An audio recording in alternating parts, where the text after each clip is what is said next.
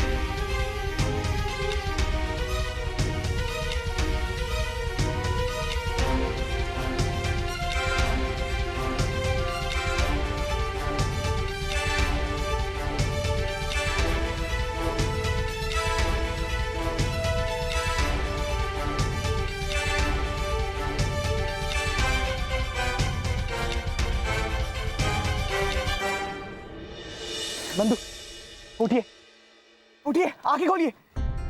बंधु उठिए।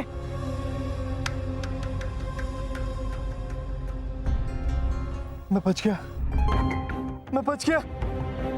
तुमने मेरी जान बचाई, धन्यवाद बोल राम। बंधु, बंधु। पंची तो अत्यंत ही क्रोध में लग रहे थे। ऐसी तो नहीं है उनकी प्रकृति।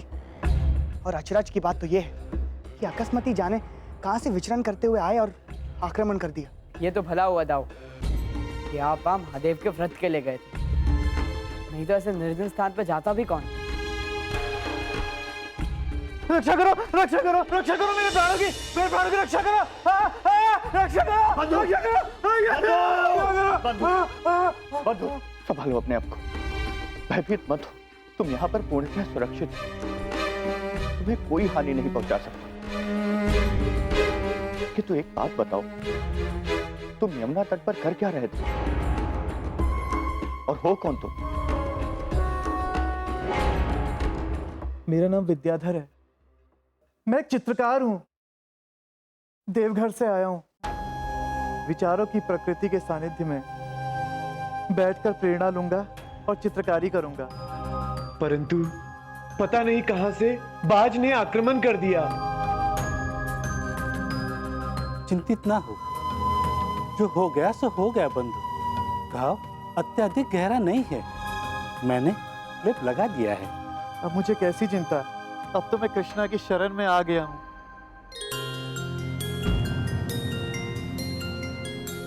तुम अभी विश्राम करो, यदि इसके पश्चात तुम चाहो तो आपका चित्रकारी का कार्य आरंभ कर सकते हो।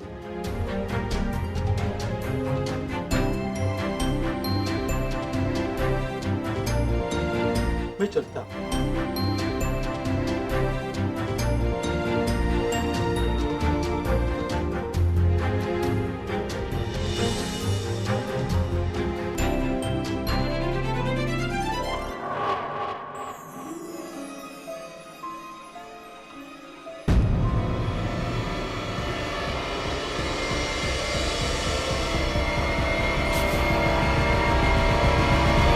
ताऊ, आपने सही देखा होगा, वृंदावन की सीमाओं में प्रवेश होते ही वो पंछी चले गए। किंतु ऐसा क्यों ताऊ? कदाचित कृष्णा का नाम सुनकर भयभीत हो गए होंगे दुराचारी पक्षी। आप भी बताओ, आपको स्मरण नहीं है? विशंभर के संग इन लोगों ने मुझे गांव में प्रवेश भी नहीं करने दिया। वो तो कल की बात थी ना काना, परंतु आजकल सबके जीवा पर कृष्णा कृष्णा यही नाम रहता है। उस चित्रकार को ही ले लो, यमुना पार कराई मैंने, प्राणों की रक्षा की मैंने, और उठते उसने किसका नाम लिया? कृष्णा। कृष्णा, कृष्णा! अरे ये तो उस चित्रकार की पुकार लगती है। कृष्णा, कृष्णा!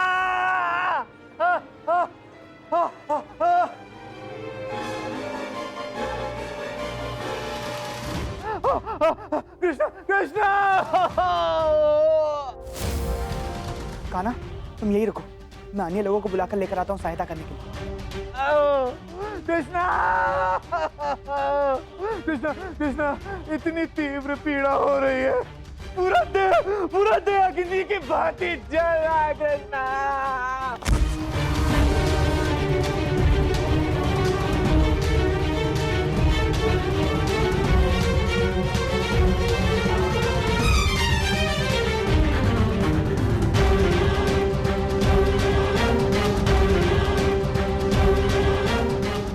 आपके इस चरण धूलि के स्पर्श से इस तीव्र पीड़ा में शांति मिली।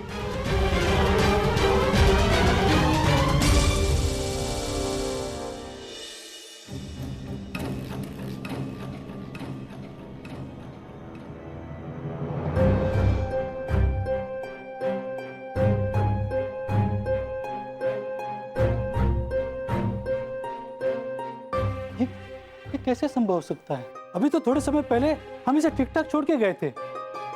इतने समय में ये विचित्र विष इनके समूचे शरीर में कैसे फैल गया?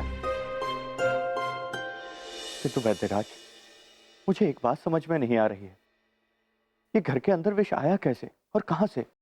यही विस्मय की बात है, विष आया कैसे? कदाचित पहले से ही विद्याधर को, किंतु पहले होता तो विष का प्रभाव कुछ अवैध दिखता। एक बात तो तय है, ऐसी दशा में विद्याधर को वापस अपने घर नहीं भेजा जा सकता। यदि इसे जीवित रखना है तो इसे यही रखना होगा, क्योंकि विद्याधर का उपचार प्रारंभ करना होगा और ऐसे विचित्र विष का काट कर पाना थोड़ा कठिन होगा।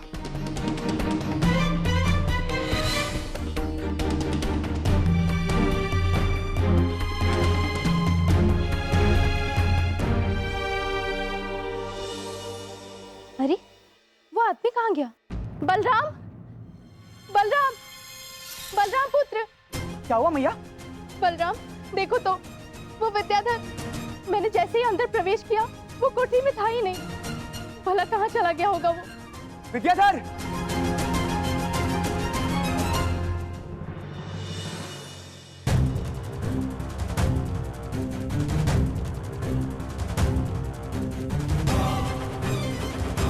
विद्याधर! विद्याधर, ये क्या कर रहे हो? उठो! विद्याधर! ये क्या कर रहे हो? छोड़ दो मुझे। अत्यधिक पीड़ा हो रही है, सहन शक्ति भी अब जवाब दे गई है। कृष्ण धूली, कृष्ण के चरणों की मिट्टी से मुझे राहत मिलती है, इसलिए यहाँ आके लौट रहा था। तुम्हें उपचार की आवश्यकता है विद्याधर। चलो अंदर, मैया ने तुम्हारे लिए। नहीं बलराम, तुम्हारी मैया द्वारा बनाई गई उस औषधि से कुछ नहीं होगा। मुझे सिर्फ ये कृष्ण धूली उस विष से बचा सकती है। विद्याधर, ये तुम क्या बोल रहे हो? विद्याधर, मेरी बात सुनो। विद्याधर, विष के प्रभाव का अंत उपचार से ही करना होता है। चलो चलो मेरे साथ। नहीं, कैसी बात कर रहे हो बलराम? कृष्ण लीलाधर, जिन्होंने स्वयं गोवर्धन पर्वत अपनी एक उंगली में उठा दिया, क्या वो मुझसे झूठ बोलेंगे? उन्होंने स्वयं मेरा मार्गदर्शन किया है। तुम सबके जाने के बाद उन्होंने अपने चरण मेरी छाती पे रखे और मुझसे कहा कि मेरी चरण धूली को माथे पे लगा, मेरा नमन करो, उससे तुम्हें शांति अवश्य प्राप्त होगी।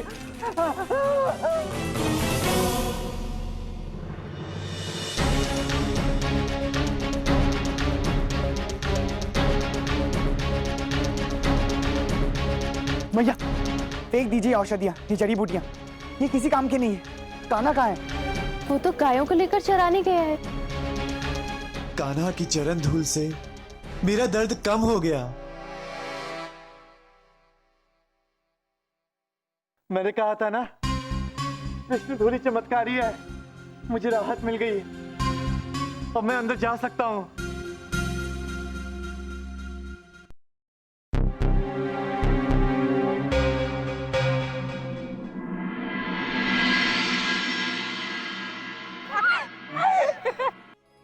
ऐसे कैसे जाने दे तुम्हें कान्हा? पहले हमारे प्रश्न का उत्तर तो दो, फिर मिलेंगे हमसे मुक्ति। कान्हा? ताऊ, आप यहाँ? हाँ कान्हा, वो विद्याधर कह रहा था कि तुमने उसे अपने पाँव की धूली लगाने को कहा है। ताऊ कैसी बातें कर रहे हैं? भला मैं उसे ऐसा क्यों कहूँगा? उसने स्वयं ली थी धूली। ताऊ, विद्याधर ने आपके साथ उपहास किया होगा। ताऊ, पर हुआ क्या? इसमें इतना चिंतित होने की क्या आवश्यकता है? कुछ नहीं कान्हा, मैं भी मुंह दूं, उस पागल की बातों में आ गया। सुध बुद्धि खो दी है उसने। मैं जाके उसे औषधि लगाता हूँ।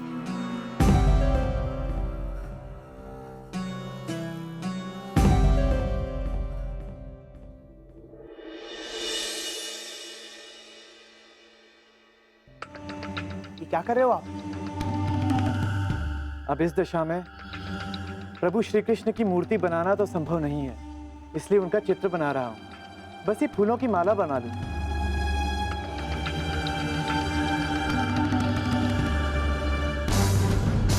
नहीं, चित्र पूरा बनाए बिना दिखाया नहीं जाता। ठीक है, मैं बनने के पश्चात देख लूंगा। तो ये बताओ, कान्हा ने कहा कि तुमने स्वयं ही उसके चरणों की धूली लगाई। क्या आपने पूछा उनसे? कैसा अनादर किया आपने उनका? अरे ये ना कहते आपसे मेरे प्रभु तो क्या कहते? तनिक विचारिए। सबका कल्याण करते हैं, सबकी रक्षा करते हैं, और यदि इसके बदले वो हमसे थोड़ी भक्ति भाव की अपेक्षा करते हैं तो क्या बुरा करते हैं? मैं आरंभ करूंगा उनका पूजन। वृंदावन के हर घर में उनके चित्र का पूजन होगा। मैं बनाऊंगा उनका चित्र। अपने प्रभु के लिए उनका ये भक्त इतना तो कर ही सकता है। धन्य है श्री कृष्ण, धन्य है।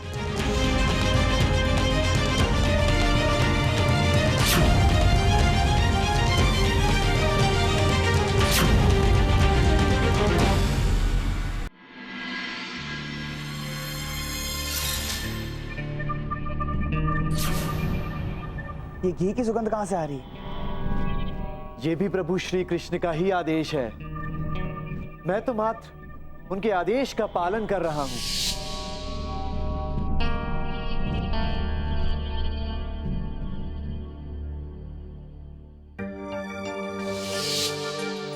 बताओ मुझे, अब कान्हा घी से और कौन सी लीला रचने वाला है?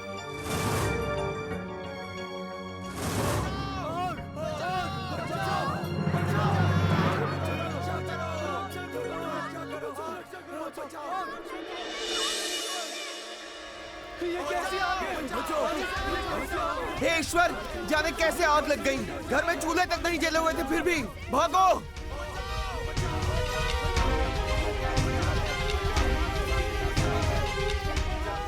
ये कैसी आगे पानी से भी नहीं बुझ रही।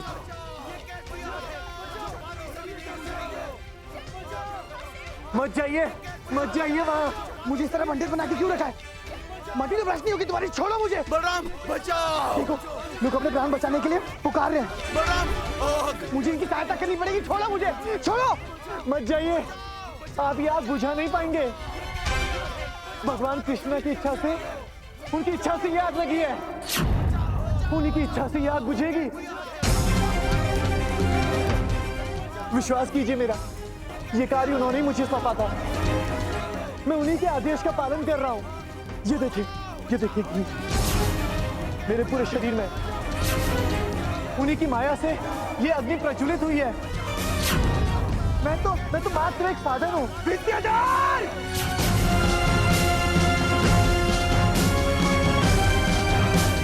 कान्हा के विरुद्ध तुम कुछ भी मिथ्या बोलोगे और तुम्हें क्या लगता है उसका दाव सुन लेगा? ये तुमने सोच भी कैसे लिया? इन सबके घरों में आग लगाना नितांत आवश्यक था। इन्हें दंड दिलाना था। इन नीच गांव वालों ने विशंभर के साथ प्रभु को गांव में आने की अनुमति ना देकर उन्हें अपमानित किया। उनके अपमान का दंड तो इन्हें मिलना ही था। आपको स्मरण नहीं है, दिसंबर के समय लोगों ने मुझे गांव में प्रवेश भी नहीं करने दिया। कृष्ण का सम्मान इन्हें करना होगा, भक्ति से या भय से। यही प्रभु कृष्ण की इच्छा है। बलराम, जल्लादे में हमारी सहायता करो। बलराम, शीघ्र। मेरी बात मानिए, विघ्न उत्पन्न मत कीजिए। कृष्ण स्वयं आएंगे अपनी भक्ति को पुनर्स्थापित करने।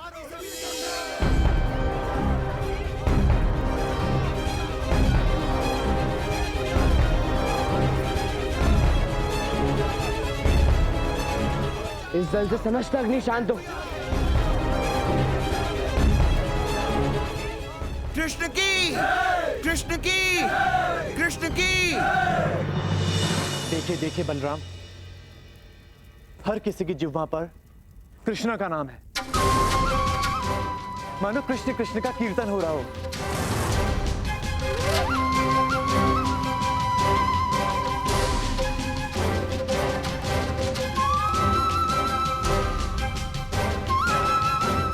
बताओ, जब अग्नि लगी थी आप भी तो उसे रोक सकते थे। कहाँ थे आप? कृष्णा कृष्णा कृष्णा कृष्णा कृष्णा। यदि मैं आता, तुम्हारा गुणगान कैसे होता कान्हा? बताओ, क्या हुआ? आप ऐसा कटाक्ष क्यों कर रहे हैं? मुझे ऐसा क्यों प्रतीत हो रहा है कि आप मुझे कुछ कहना चाहते हैं, किंतु संकोच बस चुप है।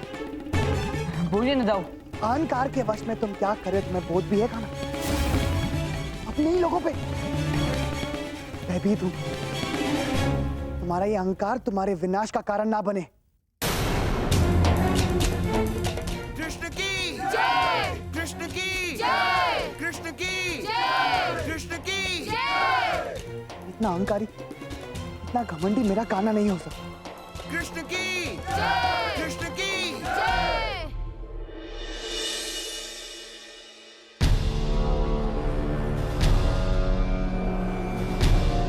कदाचित इस चित्र को भी सत्य करने की शक्ति मुझ में होती तो कृष्णा का अंत मैं कब का कर चुका होता।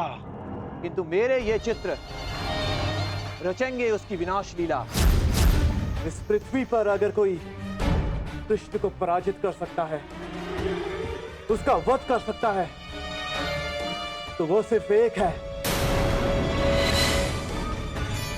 मुझ में वो सामर्थ्य हो या ना हो, किंतु चित्रों में उस व्यक्ति को लाने की शक्ति अपार है। अब ये ही करेंगे उस मायावी कृष्ण का सर्वनाश।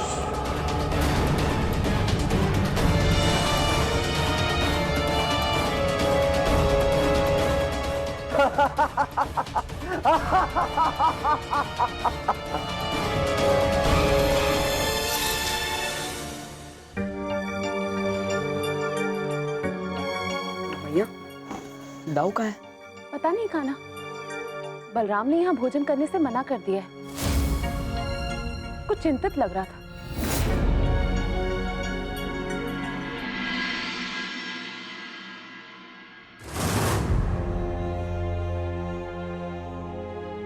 कान्हा से क्रोधित हो? नहीं मैया, चिंतित हूँ। क्यों देख सकता हूँ कि गलत हो रहा है। हो सकता है पुत्र तुम्हारा दृष्टिकोण गलत हो, क्योंकि कान्हा से कुछ गलत हो ऐसा संभव नहीं। बस यही दुख है, अंधविश्वास। मैया आप भी भली भांति जानती हैं, अंधविश्वास अहंकार का जन्मदाता होता है। अगर कान्हा में अहंकार ना होता तो अपने दाऊ से बात करना अवश्य आता। दाऊ, मुझे आपसे बात करनी है।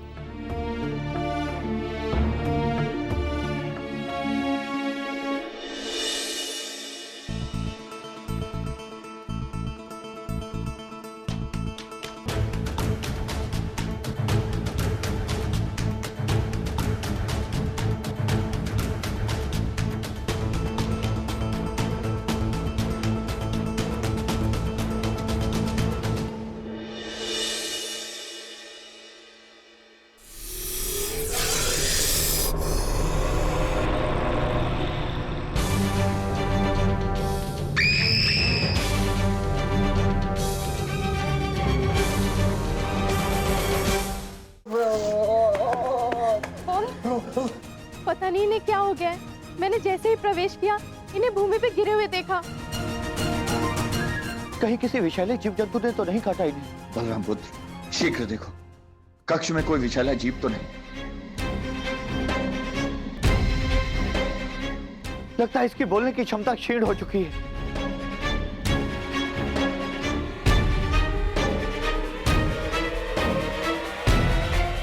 तारिक, ये देखिए इनके शरीर पे कैसे निशान उभर रहे हैं।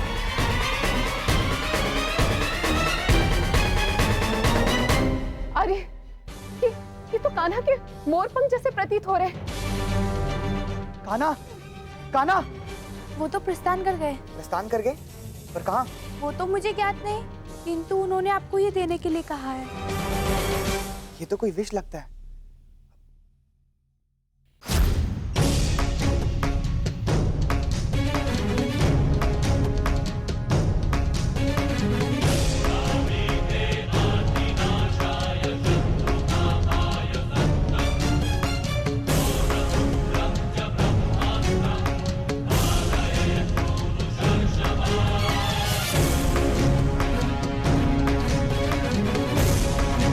प्रभु, आप यमुना के पानी में विष के घोल का प्रमाण पाने मैं यहाँ आया। ऐसा विषैला द्रव्य कहाँ से आया प्रभु? यही तो मैं जानना चाहता हूँ कालिया। इसे सूंघो और मुझे इसके स्रोत तक ले चलो। देखो तो कौन है ये जो विष फैला रहा है वृंदावन में।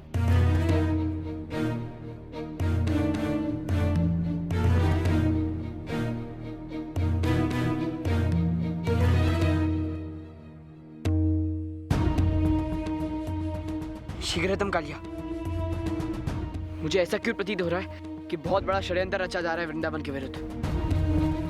इस षड्यंत्र का रचयिता कौन है, ये जानना नितांत आवश्यक है।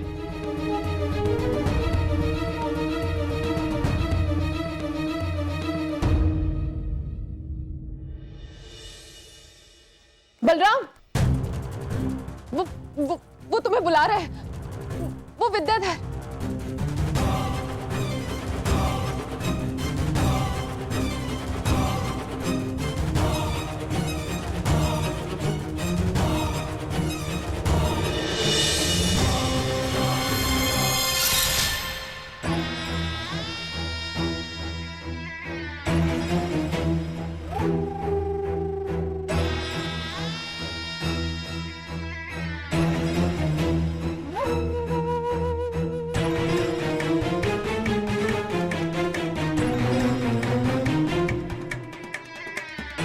ऐसी गति दुर्गति करनी थी मेरी तो मुझे मर जाने दिया होता बलराम।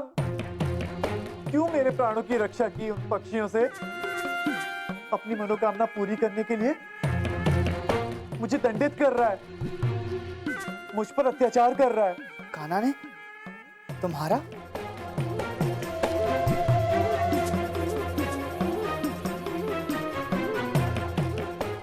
मैं तुम लोगों से कुछ बोल ना पाऊं इसलिए मुंह बंद कर दिया था, मेरा मुख बना दिया था। और ये दंड मुझे भी क्या सूझी जो मैंने आपको सत्य बताया और आपने उनसे प्रश्न किया और देखो क्या दशा हुई मेरी। कान्हा का अहंकार उसके चरम तक पहुंच गया है। ये अच्छा नहीं है। मैं ऐसा नहीं होने दूंगा। उसे लोगों को पीड़ित नहीं करने दूंगा। कैसे रोकोगे आप उसे? बातों से? अहंकार बल की भाषा समझता है, उसे बल से ही तोड़ना पड़ता है। और आपके अतिरिक्त और कोई नहीं कर पाएगा जो कृष्ण को पाठ पढ़ा सके। किंतु आप भी क्या करेंगे? उसने तो गोवर्धन तक को उंगली पर उठा लिया। अरे वो कृष्ण है, कृष्ण। वो मेरा छोटा अनुज है, मेरा भ्राता है। यदि वो त्रुटि करेगा तो मैं उसे रोकूंगा। यदि न्याय में सत्य का साथ देना चाहते हो तो मुझ पर एक कृपा करें। मुझे रात के अंधेरे में वृंदावन के बाहर सुरक्षित छोड़ आइए। किंतु निवेदन है कृष्ण को इस बात का पता ना चले। तुम अतिथि हो हमारे विद्याधर। तुम्हें भयभीत होने की कोई आवश्यकता नहीं। कैसे भयभीत ना हूं? कैसे? जब मेरे प्राणों पर बनाई है। आपके यहाँ अन्न जल ग्रहण करने में भी भय लग रहा है। पता नहीं कृष्ण ने क्या माया रच रखी है। मुझे इस भय से मुक्ति दिलवाइए। तुम चिंता ना करो, मैं तुम्हें वचन देता हूं, मैं तुम्हें कोई हानि नहीं पहुंचाने दूंगा।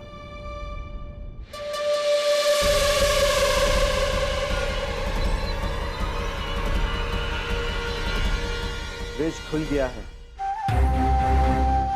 बस उसका असर बाकी है।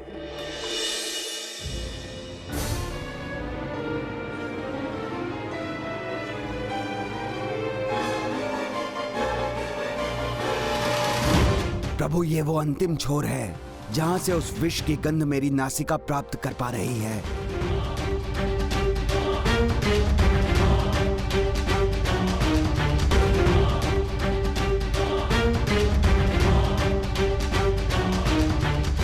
किंतु प्रभु, मेरी इंद्रियां ये अनुमान बता रही हैं कि ये विष की गंध अभी की नहीं बल्कि कुछ 100 वर्षों पुरानी है।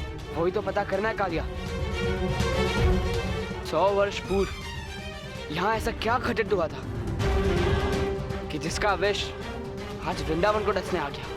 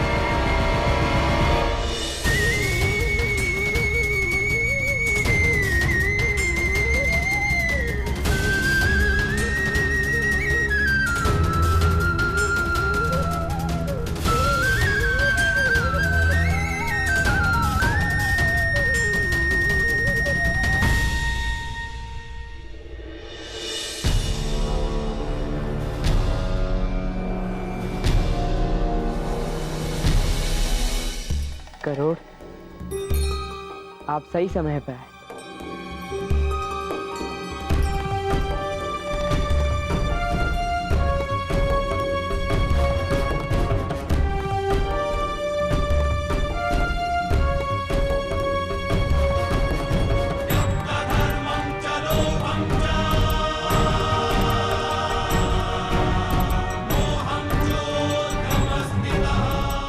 युगों युगों से शापित मेरी इस काया को मुक्त करने के लिए मेरा कोटि कोटि नमन स्वीकार हो प्रभु। कौन हो तुम? गंधर्व विद्याधर का वाहन। गंधर्व? ऐसा कोई साधारण गंधर्व नहीं प्रभु, संसार का सबसे सुंदर गंधर्व। और रूप के इसी अभिमान में वो लोगों का अनादर करता था, उन्हें नीचा दिखाता। ऋषि अग्रासा जो यज्ञ की वेदी के समक्ष तपकर काले रंग के हो गए थे, उसने उनका अपमान भी किया। क्रोधवश उन्होंने मुझे श्राप दे दिया। रूप का तुझे इतना अभिमान है, इतना घमंड है, जा आज से मैं ये तुझे श्राप देता हूं कि तू भयावह प्राणी की तरह जीवन व्यतीत करेगा। शरीर से ही नहीं, आत्मा से भी कुरूप होगा।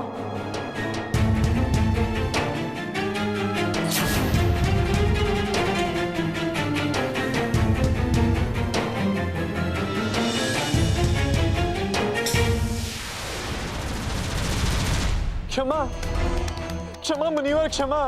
मुझसे बहुत बड़ी भूल हो गई, मुझे क्षमा कर दे। क्षमा, क्षमा।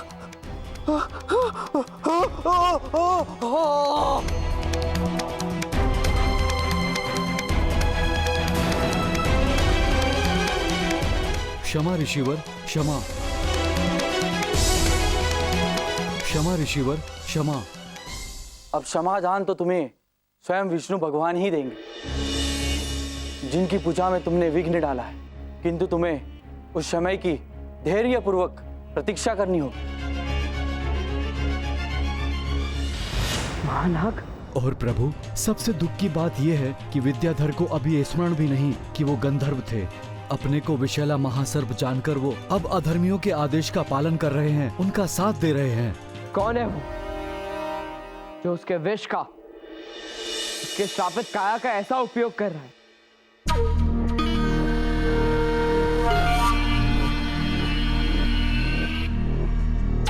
इतने व्याकुल न हो कंस। कृष्ण और बलराम के युग युगांतर से चले आ रहे संबंधों को टूटने में थोड़ा समय तो लगेगा ही। मुझे इस बात का भय है गुरुदेव कि कहीं इस बात की भनक न लग जाए, कहीं हमारे इस कुचक्र, हमारे षड्यंत्र को तोड़ने में वो सक्षम ना हो जाए। तुम भूल रहे हो कंस, इस बार मेरा लक्ष्य कृष्णा नहीं बलराम है, और बलराम हमारे इस कुचक्र के जाल में अवश्य फंसेगा। बलराम को कृष्णा के विरुद्ध जाने से अब कोई नहीं रोक सकता। और कंस, तुम्हें तो भली भांति ज्ञात है कि सृष्टि में, इस संसार में यदि कोई कृष्णा को परास्त कर सकता है तो वो है बलराम। बलराम के आगे कृष्णा की सभी शक्तियां क्षीण हो जाती हैं। सत्य कहा आपने, बलराम ही मेरे काल का वध कर सकता है।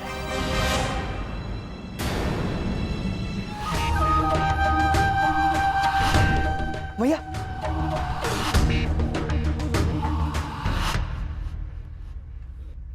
भैया, क्या आपने इसी पात्र में विद्याधर को दूध दिया था?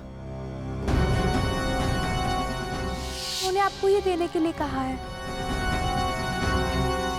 अच्छा, तो कान्हा मुझे यही संकेत देना चाहता था। मैंने आपसे कहा था ना, आप भयभीत ना हो, आप हमारे अतिथि, आपकी रक्षा करना हमारा कर्तव्य।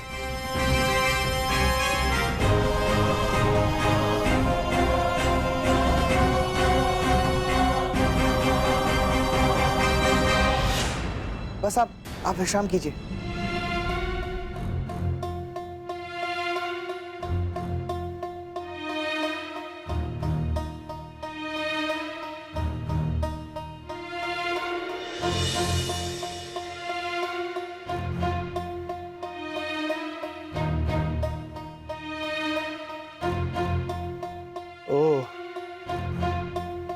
तो इससे पता चल गया। दाऊ, कान्हा, अब मैं समझा कि तुम ये पात्र क्यों छोड़कर गए थे।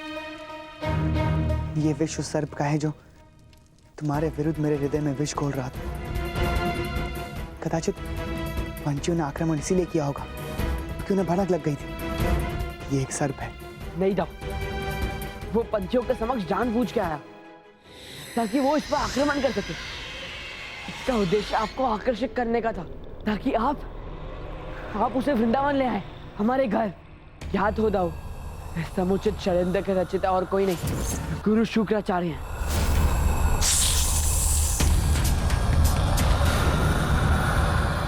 किंतु मैं तो इसे अंदर कोठरी में बंद करके आया था। जिसने मुझे मुक्त किया वो अब मेरे पेट में है। बलराम, कान्हा, हमें बाहर निकालो। भैया, मैं तुझे। कान्हा, बलराम पुत्र, कहाँ हो तुम दोनों? हमें यहाँ से बचाओ। ना ना ना ना ना, चतुरता दिखाने का प्रयत्न भी ना करना। अब जैसा मैं कहूंगा तुम दोनों वैसा ही करोगे। तुम युद्ध करोगे एक दूसरे से जब तक किसी एक को मृत्यु प्राप्त नहीं हो जाती। जो दूसरे को मारकर विजय होगा उसकी माता को जीवन दान दूंगा मैं। अब युद्ध प्रारंभ करो, अधिक समय नहीं है मेरे पास। और स्मरण रहे, मुझ तक आने की या मुझे कोई क्षति पहुंचाने का प्रयत्न भी ना करना, नहीं तो दोनों की माताओं को अपने पेट के अंदर ही मृत्यु के घाट उतार दूंगा। आओ कंस, हम कृष्ण पर विजय, उसके विनाश का उत्सव मनाएं। दोनों भ्राताओं के मध्य का युद्ध हमारी विजय का उद्घोष है। विजयी भव कंस। आनंद, घोर आनंद, घनघोर आनंद आ गया गुरुदेव।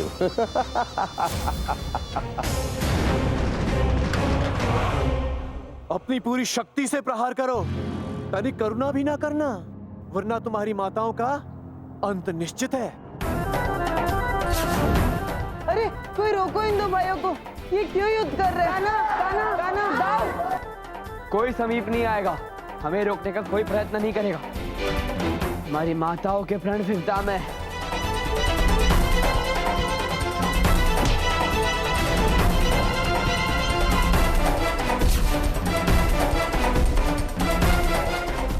ये मेरी गलती के कारण हुआ है कान्हा। मुझे तुम पे संदेह नहीं करना चाहिए था।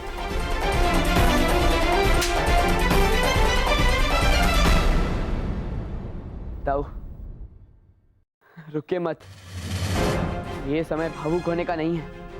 प्रहार करते जाइए, हमें हमारी माताओं की रक्षा के लिए ऐसा करना होगा। सत्य कहा है कृष्ण ने, जब तक तुम में से एक भ्राता मृत्यु को प्राप्त नहीं हो जाता, युद्ध करते रहो। बलराम, तुम वो शिला क्यों नहीं उठाते? उस शिला से कृष्ण का अंत करो।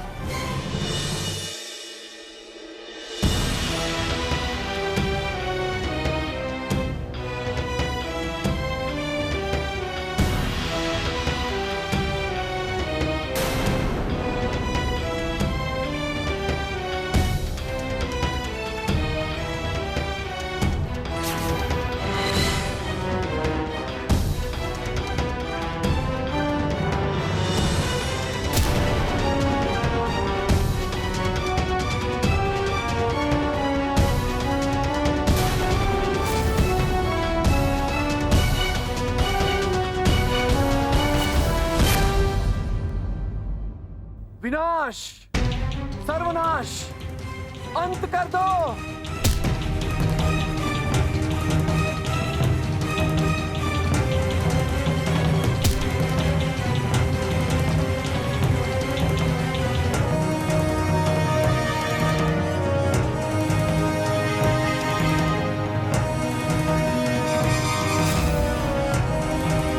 दोनों भ्राताओं की एक साथ मृत्यु, ये तो बहुत बुरा हुआ। अब उनके बिना उनकी माताएं जीवित रह के क्या करेंगी? मैं उन्हें भी मार देता हूं, किंतु तनिक पुष्टि तो कर लो, प्राण कहीं शेष ना हो।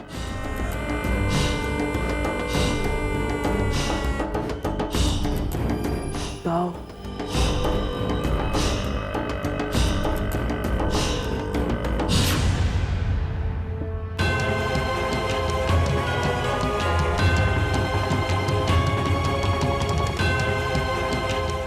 दाऊ, इसका मुख पकड़े छोड़ेगा नहीं।